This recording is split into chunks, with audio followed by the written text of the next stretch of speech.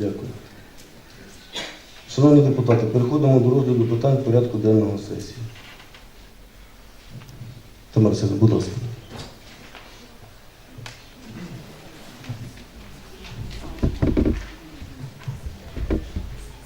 Доброго дня всім.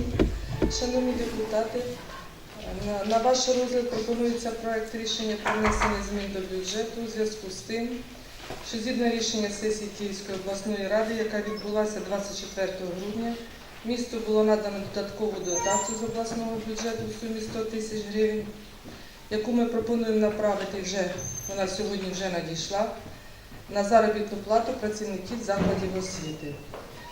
Її треба затвердити сесійно, для того, щоб внести зміни до бюджету. Прошу підтримати цю пропозицію. Так.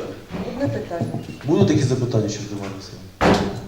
Не буде. Тамара Васильівна, тобто ми отримали кошти, які ми... Так, сьогодні надійшли, і ми вже підготували розпорядження, спрямовані на освіту.